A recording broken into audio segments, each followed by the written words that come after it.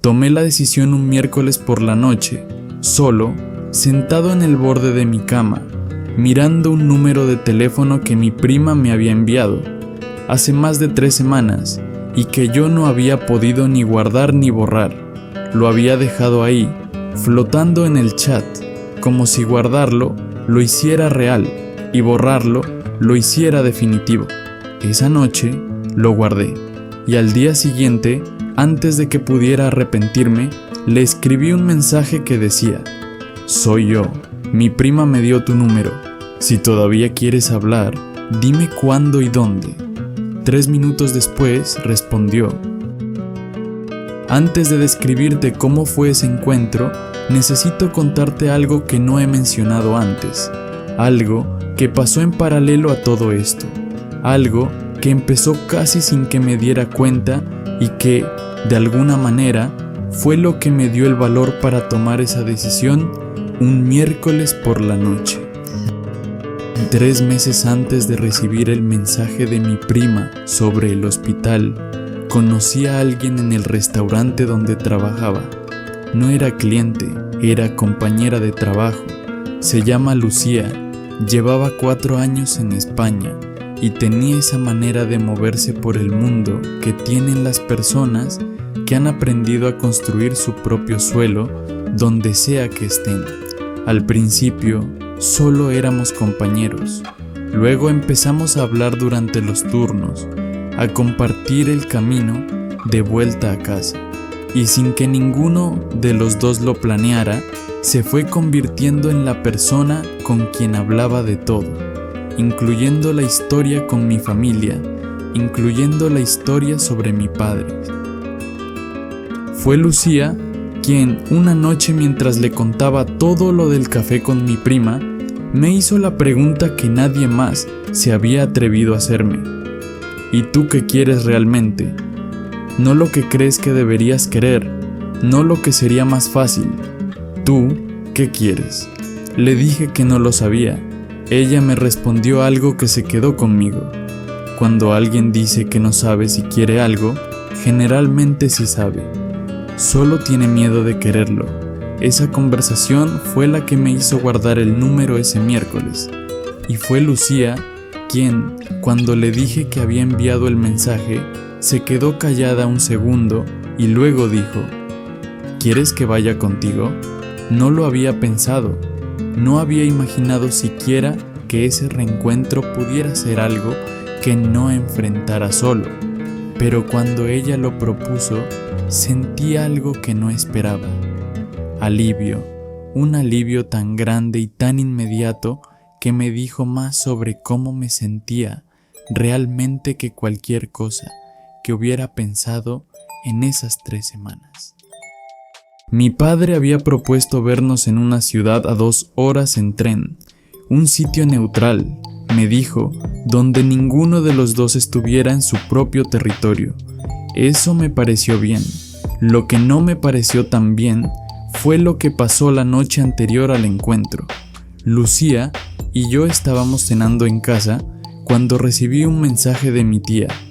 No era un mensaje largo, decía: tu prima me contó que vas a ver a tu padre mañana. Yo no quería que pasara así, no de esta manera, no todavía. Hay cosas que él no te ha dicho, cosas que yo tampoco te he dicho, y tengo miedo de que vayas sin saberlas. Por favor, llámame esta noche. Le mostré el mensaje a Lucía. Ella lo leyó en silencio y me preguntó: ¿vas a llamarla? Lo pensé durante varios minutos. Por un lado, una parte de mí quería saber qué era eso que mi tía sentía que yo debía saber antes de ir. Por otro lado, después de un año de revelaciones por goteo, de verdades a medias y secretos guardados, sentí algo nuevo: cansancio. Un cansancio profundo de recibir información filtrada por las versiones de los demás. Decidí no llamarla.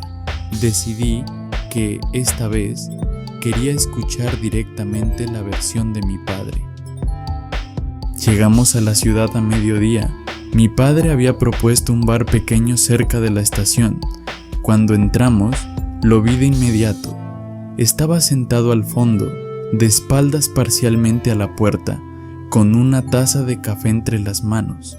Era mayor de lo que recordaba, obviamente, el cabello casi completamente gris, más delgado, pero lo reconocí sin dudar, de una manera que me sorprendió, como si una parte de mí lo hubiera estado buscando en cada cara durante 16 años, sin saberlo.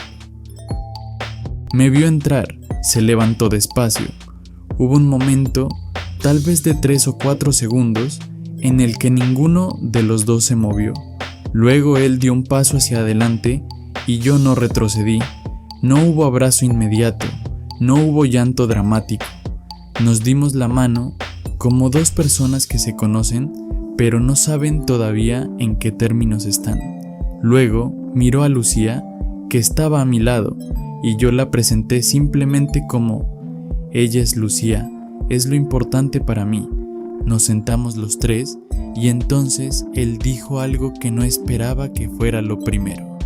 Antes de que me digas nada, necesito decirte que no vine aquí a pedirte que me perdones. Vine porque necesito que me escuches. Si después decides que no quieres volver a verme, lo entenderé. Habló durante casi una hora. Le dejé hablar sin interrumpirlo, algo que me costó más de lo que esperaba. Me contó que cuando emigró, los primeros meses fueron devastadores, que llegó sin contactos, sin dinero suficiente, que pasó semanas durmiendo en casa de desconocidos, que en ese tiempo entró en una depresión, que no supo reconocer lo que sucedía, que empezó a beber, que perdió el primer trabajo, luego el segundo, que en ese estado, llamar a casa se fue convirtiendo en algo imposible.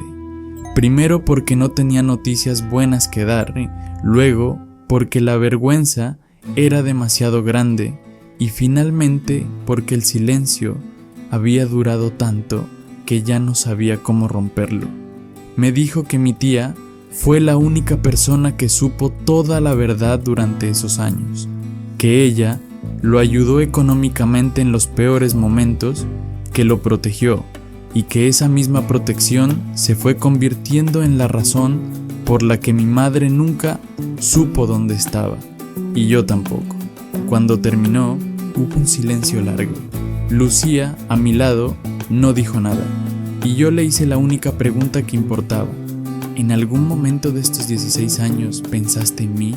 Se le quebró la voz y dijo: todos los días, absolutamente todos los días. Eso no lo arregla, lo sé, pero quería que lo supieras. No le dije que lo perdonaba, no estaba seguro de poder hacerlo todavía, y no quería decirlo si no era verdad, pero sí le dije algo que sentí que era honesto, que lo había escuchado, que necesitaba tiempo para procesar todo, y que no descartaba volver a hablar. Él aceptó eso con una dignidad que no esperaba, no insistió, no pidió más, solo asintió y dijo: con eso me alcanza por ahora. Antes de despedirnos, me entregó un sobre.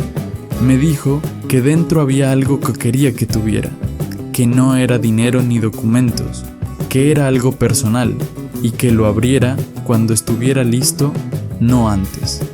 Salimos del bar, Lucía y yo, y caminamos hacia la estación en silencio durante un buen rato.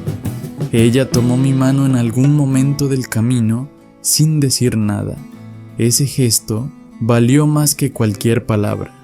En el tren de vuelta, con el sobre en la mochila sin abrir, me di cuenta de algo.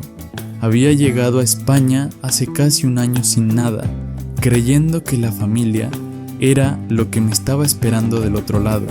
Y resulta que la familia, la que importaba de verdad, la había ido construyendo sola, pieza a pieza, persona a persona, en los lugares y momentos menos esperados.